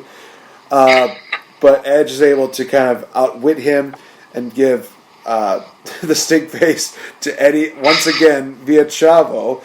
And Chavo is just like enjoying it until he sees like what's going on. Oh no. And we kind of get like the classic WCW Chavo, I think, in this deal, because right immediately after that we get that backstage deal where Eddie's just like trying to pour water on his face. He's trying to be like why'd you do that to me, man? Like, why'd you do that to me? And Chavo's like, dude, it's okay. I wipe. And he's like, I don't need to know that. My eyes. Just imagining that, and just again having Chavo just being like, I didn't know, man. I didn't know. It's one of those things where it's just so funny. I will also say that this was kind of a weird deal, but when I was watching on the network, they had this match after, what was it? I think it was like right before the commitment ceremony. So it was kind of one of those things where it got really weird, where it was like, okay, fast forwarding here, going to this matchup, backtracking. It's like, why? Why don't you just have it in the proper order? What's going on? Are you guys idiots? Are you just morons? Oh my gosh, it was weird. It was weird just seeing that. But this is just one of those things where it's funny for what it is. I'm trying to think. Months before, though, I think this was months after Eddie and Edge had that amazing no DQ matchup on Smackdown. So there's kind of just a few weeks after, yeah, like a month maybe, Yeah. or maybe it might be after this. It was. I remember it being in about the fall of 2002. They had, Eddie does like the sunset bomb off the ladder, and that becomes like a wicked spot in was it like Raw 2 for the Xbox, and like the Here Comes the Pain for the PS2. I really enjoyed this match, and Cena, like seeing him in like tights at this point in time was weird because we're so used to seeing him in jean shorts. Yeah, that nice Brainbuster Frog Splash combo. Same finisher as Wesley Blake and Buddy Murphy. That was great, and that friggin' "Play with my face, Holmes" ass spot was hilarious. That classic Los Guerreros. Taker and Sarah backstage with Matt Hardy, and he's talking about having V1 is gonna have a kid, and I'm like, Maxwell is V2. Yes, I loved that segment. There and Taker just basically being a bit of a dick here, because Matt Hardy's actually being like a nice guy here, and Undertaker's just like, yeah, I don't care, man. And he actually wanted to congratulate Sarah personally, and then Taker was just like, yeah, F no, tosses Matt, and Matt Hardy makes this comment where it's like, he's going to get a attitude adjustment. Oh my God! Just the amount of irony that we would get about years later when we would have a attitude adjustment as a finisher, just minus the M. I hate everything. I was just going to say that sounds like a finisher name. Yeah, I know. God dang it. We have Rico backstage with Stephanie, basically talking about how, the wedding is all crazy. We need a witness. Stephanie at first is like, I don't want to kind of. It's kind of like watching Stephen King during Sleepwalkers, where it's just like, I don't want any part of this. This is just too batshit crazy. It's kind of like Stephanie wanted the same thing, but Rico would, of course, just basically egg her on, be like, oh, this is so horrible. We need a witness and blah, blah, blah. Being such a little baby. Bridezilla. Yeah, and we see, and then Stephanie's like, okay, fine, I will be there. And Rico gives like a weird, like pat on the cheek to Stephanie, which is like, okay, this is even for me, I'm just like, this is weird. Okay, oh boy, ready to talk about this? Rey Mysterio. Wait, no, I turned my page and I'm like, oh wait, we're going. Oh wait, hang on, never mind. This is first. Yep. Goody, guys. We're going to get a really good matchup here. Rey Mysterio versus Kurt Angle in a SummerSlam rematch. Kurt Angle comes out. He cuts his nice little pre-match promo. Let's say this. Botchamania has covered this. Anybody who's made a highlight video of WWE's Funny Moments have covered this. Anybody who has a fiber of comedy in their body knows that this existed. And so many people in the crowd during that night were laughing. Even 17 years later, I'm laughing at this. So Kurt Angle, he's basically talking about everything that's going on. He talks about facing off against Rey Mysterio. And it starts off kind of good. Where he's just like, you're a little boy in a man's world. Stop, right there. It would have been good there. But it's literally one of those things where he's like, I'm going to beat your ass. Wait, no. And he's just, and it continues. Like, he does like this thing where he just resets it. Where he's like resetting promos. It's like, you're a boy, and I'm a man, and I'm going to get on top of you. And wait, no. Just, God damn it! Who the hell trailed my back? So, we're just done with phrasing, right? That's not a thing anymore? Oh my God. This goes on at least for like 2 or 3 minutes until Kurt Angle's like, you know what? Screw it. Get out here. I'm gonna whoop your butt. So then we get we then get Rey Mysterio coming out. Great matchup between these two. Oh my gosh. One of my favorite moments in this was Kurt Angle was charging after Rey Mysterio. Rey Mysterio incorporates the 619 into the ropes, and Kurt Angle goes right through the ropes. That was just one of my favorite moments there. Just seeing that when he used to do that the ICEA moonsault, the one where he like leaps off one rope, springboards off another, and does like a moonsault from there. Oh God, I remember him doing that, and that was just so great.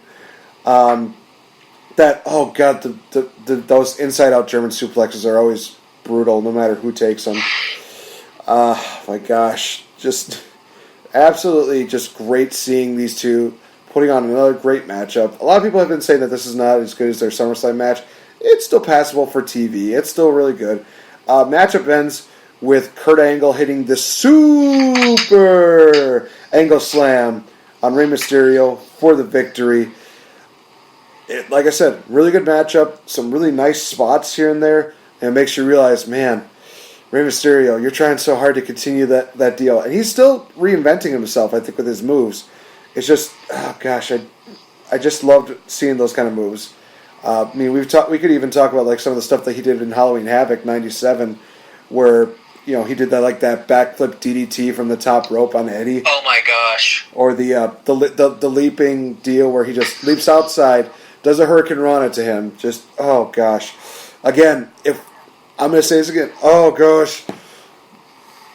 I feel like we need to review that next week now. I feel like we do. Halloween Havoc 97? Halloween Havoc 97, because I want to see that match now. Done. Okay, so we got our review for next week.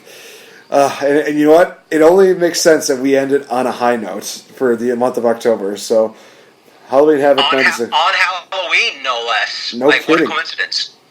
Oh my gosh, that's going to be great. Yeah, honestly, do you have anything to add on to this matchup here between Kurt and Ray? It was just fantastic. Like, Suplex City, the stuff that Ray could do, 5 knees ago, was awesome. That backdrop to a moonsault jump spot was great, and that top rope angle slam. Mwah. When I played all the old, it was either Day of Reckoning on the GameCube, and I created Ken Anderson. Why don't they have the Kenton Bomb in this match? Oh, top rope angle slam is close enough. So that'd be the move I'd give to that guy. Man, the chemistry these two had was perfect. And there was I'm a man who likes to play with boys. Oh, phrase. Archer already took care of that for me there. It's hey, phrasing. Wow. I like this next match because it's a King of the Ring 2000 rematch. Nice. Yeah, it's going to be Chris Benoit versus Rikishi. Honestly, it's a serviceable matchup. It's not passable, but it is definitely serviceable.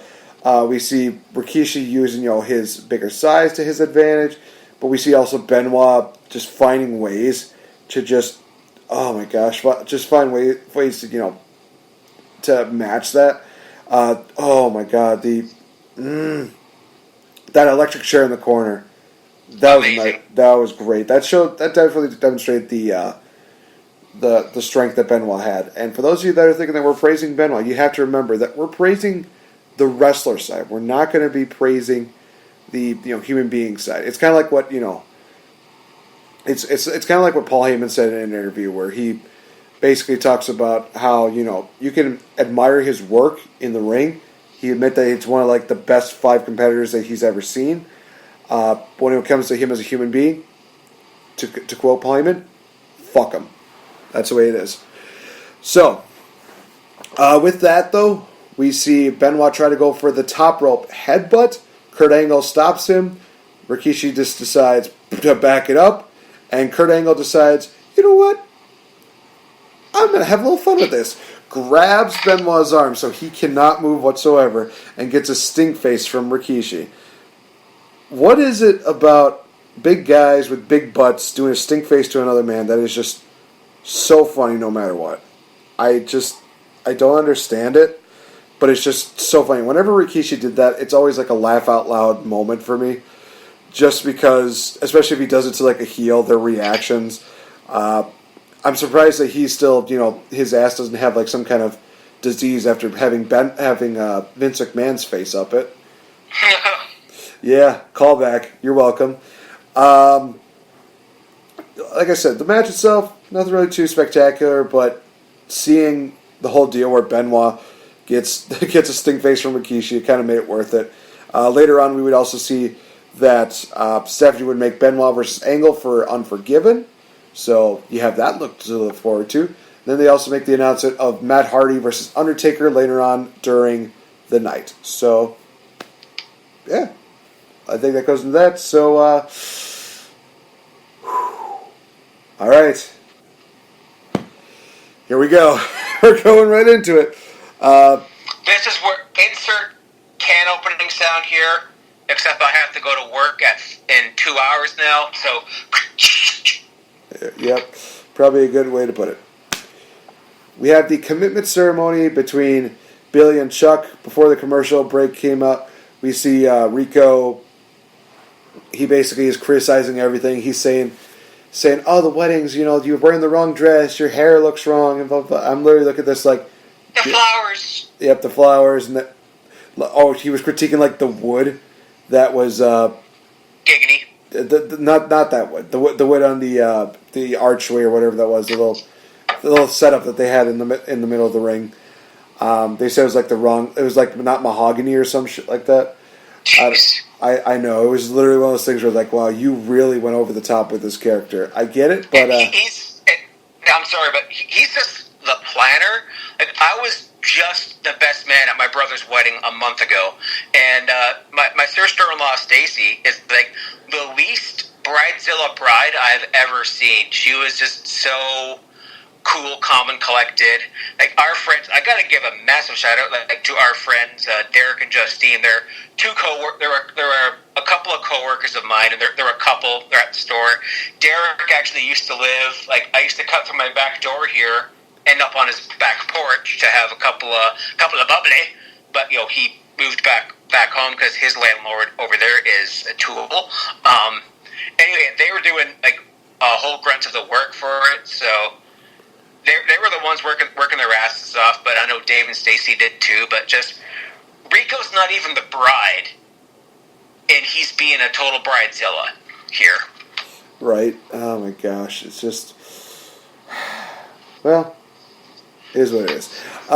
So we get into the actual deal where we see probably one of the worst acting deals we'll ever see when it comes to their vows, where, oh my gosh, the line of that Chuck has where it's like, where he talks about how Billy Gunn was Mr. Ass and how, you've captured something more prestigious than any tag team titles. You've captured my heart. And even Billy just goes like, dude, that's even too cheesy for you. And, they kind of play it off like it's, oh, yeah. And it seems like, things are going well, quote unquote. Fans are kind of just turning against this whole entire ordeal. And we get the Justice saying the line of, if anybody objects to their marriage, speak now or forever hold their peace. Get a couple minutes and then... Oh, yeah. Ladies and gentlemen, we get the Godfather in the house. And oh my God, I literally look at every single one of these ladies. I'm like, my God, I forgot that Godfather was literally the greatest thing to happen in the history of WWE just because he provided so many ladies for so many people. If they tried pulling that off, nowadays, it would not be as accepted. But at the same time, I'm pretty sure there's some guys that would be like, I'm okay with this. You get to see a lot of pretty ladies. I mean, you could say that Adam Rose is the godfather of this generation with him having all the groupies and all the people behind him, all the quote-unquote rosebuds. It is literally that. It's just like, instead of, Godfather, we'll call him Adam Rose, and instead of Hose, we'll call him Rosebuds. You're welcome, ladies and gentlemen. Becky Lynch, Braun Strowman, Elias, they were all Rosebuds. Yeah, that is crazy. And hell, we have to mention the fact that Victoria was one of the hoes. Yeah, well, she was a working hoe. You see, Bruce. They went to Hose R Us. She was in developmental, so Oh, damn it all. But yeah, we get this whole deal where the Godfather is basically just saying, Billy, you were always chasing beautiful asses all over the world, and Chuck was chasing all the skirts and blah, blah, blah. Rico basically tells them to go, and, Godfather has a line, he's like, I'm just going to say this to you, Rico, that you don't know what you're missing out on the whole train. So the hoes are leaving, and Billy and Chuck, this is where they start going off the rails, because you see their reaction of like, what's going on? This is not okay. We see the minister basically asks, if they take each other. Billy, of course, just says yes. Chuck is literally looking over at Rico, and you even hear him saying the line of, Rico? And Rico says, it's okay. So it's one of those things where it's like, this is weird. He's literally trying to get them married? What? Why? Whatever. So just before... there's a reason. just before things get to the, by the power vested in me, Chuck and Billy like, no, hold it. What the hell is this? Rico, this is supposed to be a publicity stunt. And like you said, that line of, we're not gay. We have nothing against gay people, which apparently gets the biggest pop of the entire night. You see people actually standing up and clapping. Just do that. I don't know if they're clapping because of the fact they're not gay or if they're supporting the fact that, that they have nothing against gay people. And it's just so funny where he just says, hey, if I were gay, I wouldn't be married to Chuck. It's one of those things where it's like, okay, that's funny. But Rico gets all pissy, all upset, and the minister's like, no, gentlemen, please. You guys have a special bond. It can last for 50 years. It can last for 16 months or 3 minutes. 3 minutes. Wait a second. Wait a minute. Did I just hear myself say 3 minutes? 3 minutes. And to get the second pop of the night, we get revealed the fact that Eric Bischoff is the minister. And honestly, even back then, the makeup design was so good. I mean, he definitely tried to cover his voice, and honestly, I think that there's a part of me that wouldn't have not even expected that, but it is one of those things where it's just amazing seeing that. I think, didn't Becky Lynch do something like that? Either earlier, she did it within the last year, where she kind of did the whole makeup deal. Forgot what it was, but we get Rico turning on Billy and Chuck. Here comes 3-minute warning. They beat down on Chuck and Billy. And then they do a Samoan drop to Stephanie McMahon. Looks like she's going to get flattened like a pancake when the other SmackDown superstars come in. And they're just like, nope, you ain't taking out our boss. You ain't touching our boss. No. You hear Eddie just I think Eddie's screaming out, what's going on, man? What's going on? It's kind of one of those things where it kind of makes a little bit of ooh, you can't really trust too many people here on SmackDown. Honestly, the ceremony was cheesy. It was one of those things where, looking back at it, yes, I could see somebody back then maybe taking offense to this, because unless, they were actually an item, then this really shouldn't have happened.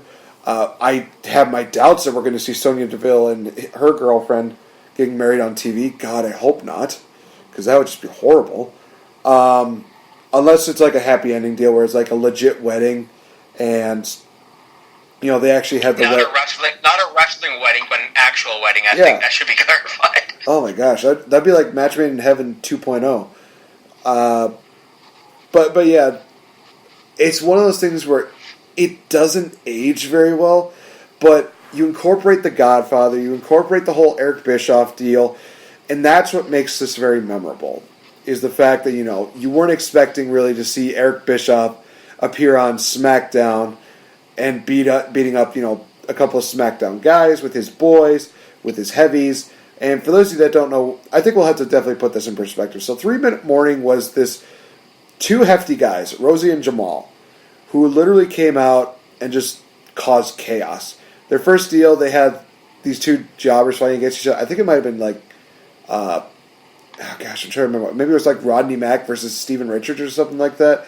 And Eric Bischoff said this deal, it's your 3 minutes are up. And here comes Jamal and Rosie. Boom, beat him up. This kind of continued for months, where he would have them beat up Superfly Jimmy Snuka was one of them, which was a shock. There were these two lesbians that came in, and they tried to up the ratings, but hey, 3-minute warning came out to that. So this was kind of like Eric Bischoff's, heavies, that if he didn't think that this was, working out in his favor, that he would have, these guys just come in, beat him up. That's basically how it was. And honestly, I kind of missed that kind of deal, where you literally had people that were legit threats just coming out and literally showing that they are legit badasses. And I kind of like the fact they're doing that a bit with the Authors of Pain, where they're not just these two big guys that are just kind of there, and they kind of have these shield vests or something like that. It's literally one of those things where it's they have somebody that's going to be probably directing them, but they're still going to be heavy hitters. So it's going to be interesting to see what goes on with these guys. So like I said, this was a SmackDown segment. Does it hold up? No. But does it have memorable moments? Oh, of course. I mean, just, Billy's comment of, nothing against gay people was kind of funny. The deal where, Jamal and Rosie come in, beat everybody, beat up everything, tear apart the stage deal. Eric Bischoff, big reveal, it was great. That's one of those things where it's like 50% bad, 50% good. I'm with you right there. Just Eric Bischoff's acting and his priest, just acting like he's 90 years old, just shaking like he has Alzheimer's. That added a nice little niche to his character. In 2002, this was as I said before, quote unquote gay heat, and this was so cringy. And then the Godfather coming out what the hell are you two doing? And it's just not knowing, maybe Godfather didn't realize that your sexuality is not a choice. And when the reason why they did this whole publicity stunt thing is that, on Raw is when they had the HLA, the hot lesbian action, that of course got beat up by Jamal and Rosalie. We should mention, they've both passed away. We know that Jamal would become Umaga and Rosie would be the superhero in training, the brother of Roman Reigns himself. And it's just Rico pressuring them into this relationship as a ratings ploy, as a story, is kind of weird. It's kind of in a way, that movie, I Now Pronounce You Chuck and Larry. Yeah. But in a way, it wasn't that they were pressured. I think the reason why Adam Sandler's Kevin James's character was doing this deal is just for tax and kids reasons, and that movie, and I think that movie, it handled a delicate subject well, and there was parts of this that were extremely homophobic, but also at the same time it tackled a sensitive subject kind of okay, but it just had that really bad gay heat stink on it. And I was just saying, Billy Gunn's we're not gay, we have no problem with gay people. In 2002, I don't know which of those would get the pop. Unfortunately, it's overall it was a really bad segment. 3-minute warning, I think, saved the day. Stephanie selling, the look on her face when Eric Bischoff was wait a second, and she's the deer in the headlights, oh my gosh face. Yeah, controversy, man. This was very, very controversial. Yikes. Probably the best way to put it. We then go into the next matchup, which was something that's probably less infuriating because we just talked about the tag team matchup on NXT, but we go into Nydia versus Tori, which was honestly quick, painless. There were a couple of spots where it was oh geez, okay. I think there's a spot where Tori goes for a splash in the corner or something like that, and Nydia literally looks like she just knocked her down with a boot. It was just one of those things oh geez, that was just insane. And this is also perverted Jamie Noble, so they showed a recap of Jamie Noble laying out Tori Wilson during a match between her and Nydia last week. Jamie Noble left, Nydia wins, so this kind of set up a rematch between the two. It's okay, so it's a bit of a filler. It is what it is. Tori Wilson picked up the victory with a neck breaker. I will also say this, that it is kind of funny how I find the Rikishi Stinkface deal to be hilarious, but when it came down to, I don't know if it was Tori Wilson or if it was Kelly did that years later. When they did it, it was just kind of one of those things where it's I get to see girls' butt. This is not funny, nor is it arousing. It's there. Okay, then. Then we go into the final matchup, which is Matt Hardy versus The Undertaker. And I said during this matchup, I said to myself, okay, if Matt Hardy gets a twist of fate or like side effect on The Undertaker, I will admit that he's one of the greatest of all time. He did not, so I was like, okay, thank God. As much as I love Matt Hardy, this is one of those moments where it's like, I don't want this to happen. I don't want him to actually get any offense on Taker. And the only thing that he got was like a low blow in, and Undertaker did not really sell it that well. He just took a low blow. Matt Hardy was going to get like a clothesline or something, but he got a big boot to the face, and just it's just one of those things. It was like, well, we're going to see Matt Hardy just die, basically. Or were we? Because Matt had Brock and Paul on the outside. Paul, for like the first beginning of the match, did like weird stuff where he's on the apron, he throws a chair in. It's just one of those things, like, it's really weird. But Brock and him both got thrown out. They both got ejected from ringside. We see Undertaker looks like he's about ready to finish off Matt Hardy, but we see backstage video of Paul Heyman approaching Sarah, talking to her, and Undertaker, this is where it gets crazy, because you don't get to see this much nowadays, is that as soon as Undertaker saw what was going on, he did not just stand there and watch, he bolted. He literally was like, oh hell no, you ain't touching my wife. So he goes to the back, he finds Paul Heyman, and he looks like he's going to murder him for almost touching his wife, but then we hear Sarah scream out, Mark, look out! Bam! Steel chair to the face by Brock Lesnar. And then we get probably the most uncomfortable moments, probably in all of wrestling. Oh God, this is like, how can we outdo Raw's Katie Vick deal? Let's have Brock Lesnar touch a pregnant woman's stomach and say the phrase, life's a bitch. Which was literally like, okay, that just... No. Oh God, this was a very unsettling way to end SmackDown, and it again another one of those controversial deals where you just see that and it's like, no, thank you.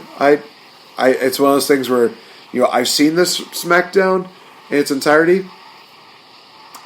I think that's all I need. I don't think I ever want to watch it again. I don't need a reminder of Hardcore Holly having his neck broken. I don't need a reminder of that commitment ceremony. I don't need that visual of Brock touching a pregnant lady and saying that phrase. Just, it's very unsettling. At least he didn't finish how that phrase usually finishes. That is true. That is true. So this SmackDown has highs for like I think the first half. But then after the wedding, it definitely started like steamrolling downhill. Absolutely, yeah. Didn't Matt Hardy beat The Undertaker or pin him or count him out? They gave the victory to Matt Hardy via countout. I think this is the one victory Matt has over the Taker, unless he has a pinfall victory over The Undertaker. But do you know who else has a victory over The Undertaker, and you will not expect this? I swear to God, if it's Mark Merrill, I'm going to be pissed. Oh, we were talking off air. It's Tito Santana. Tito Santana has a victory over The Undertaker. Pinfall victory over The Undertaker. I think it was either in Mexico or Spain at a house show. I think it was a cleanest whistle flying jalapeno. But it was like one of those the Taker would take the finish and just get right back up. But it was like 1991. I'm actually going to bring it up and as I'm talking here. But yeah, Tito Santana against Taker, and it was there it is, Barcelona, Spain in October 1991, and there it is. He gets the victory. I think it was like an arm shot or the flying jalapeno. Yeah, Paul Bear's on the apron, and he's trying. Yeah, he gets the urn, I think here. Yeah, so Tito Santana pinned the Undertaker. Wow. But also so did Ultimate Warrior at this point in time. Yeah. There it is. 1, 2, and the referee's coming too, and oh, never mind, I turned my sound off, and the crowd goes wild because it's Tito in Barcelona. But this SmackDown, Ruthless Aggression had some ups and downs, but my goodness, this was uncomfortable. I think that's why a lot of people still enjoyed SmackDown, because of the fact that they tried to be like the wrestling show compared to the segment show that, Raw was being at the time. And in all honesty, it definitely shows in this show that, segments don't always make great television. Some really good matches and really great storytelling is what really, does, create that. So, yeah, that was SmackDown 2002. We got our deal for next week. Trying to think if there's any other news stories that we could talk about before we call it a day. Do you have anything that you wanted to bring up that we should discuss? I don't think so. I was just about to go back on my wrestling news page to make sure, but I think we've covered the bases. We've been on for 2 hours, so I think we've covered everything. It's an interesting and not interesting week at the same time. I think it's the best way to put it. So, hope you guys enjoyed the most controversial episode of the Game Changer podcast. And, it kind of makes an impact. It was definitely showing that the future is now and that SmackDown had some dark days. So, guys, check us out on our Twitter feed, at Real F Game for me, at the legendary JF for Mr. Fretz. Also check out all the people on Wrestle Addict Radio at addict_wrestle. Be sure to also check out all the other great people of the channel, the Gifted Podcast, Fourth Wall WrestleCast, Not Your Mama's Soap Opera, and of course the Kings of the Ring. Definitely check those guys out. And I will make a little personal shout out to another Kings of the Ring, the audio drama deal. Definitely check them out, because how they do their podcast is that they actually create a bit of a soap opera-esque deal, and they also combine some real-life drama that happened in the wrestling world earlier in the 80s as well as the 90s. So definitely check that out. It's a really interesting podcast. So shout out to the Kings of the Rings audio drama. You definitely want to check that out. It's definitely something I recommend listening to. I've listened to a few of their episodes, and I'm going to continue listening to them. It's just really great. You'll definitely hear some of the stories that sound exactly like something you might have heard in the past, but you definitely will never listen to it the same way again after listening to this. So, guys, we're Mr. Fretz. I've been NateFNGreat. From all of us here at the Wrestle Addict Radio family, we want to give you guys a happiest of all Halloweens, as next week we will be talking about that. And oh shit, yeah, oh my gosh, I almost spaced out on that. I did say that we were going to have a big announcement for this episode, and honestly, guys, here it is. We are going to be doing our own year-end show where we're going to be taking, the plan I think is going to be, it's possibly going to be 15 categories. So 15 categories, wrestling related as well as Twitter related. So for those of you that have been listening to our show, definitely tune into that. In December, we're actually going to be doing the show. Also, you want to check out the week before Thanksgiving. We will actually be announcing the categories for this, and the first set of nominations will take place on Thanksgiving week. So definitely stay tuned to that. Be sure to follow me on Twitter to know all the details, as well as follow Mr. Fretz so you can know how you can vote and how you can be a part of this, you guys, because we're just picking the categories. We would like to know what you guys think has been some of the best and worst of the wrestling world of this year. And we're going to be covering a lot of ground when we get to those final few episodes of the year. So guys, be sure to be a part of this show. Be sure to be a game changer. And hey, while you're at it, go over to Wrestling Hub, mention our name for possible best duo as well as best podcast.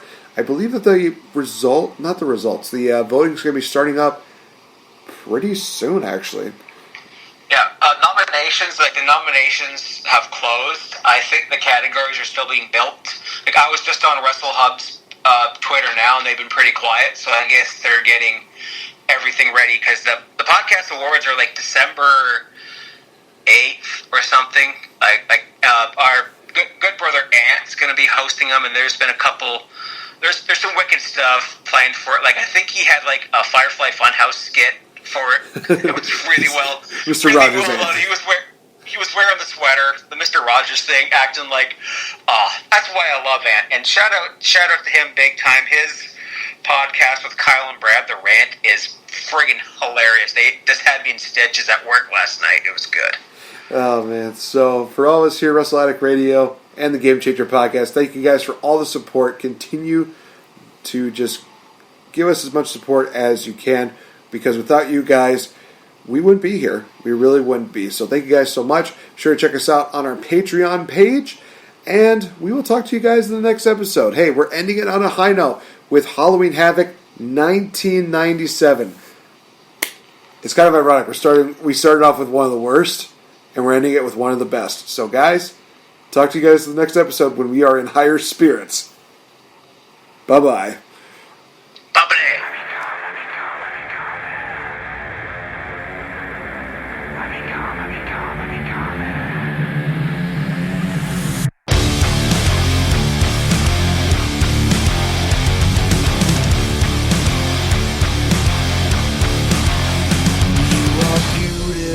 On the inside, you are innocence personified, and I will try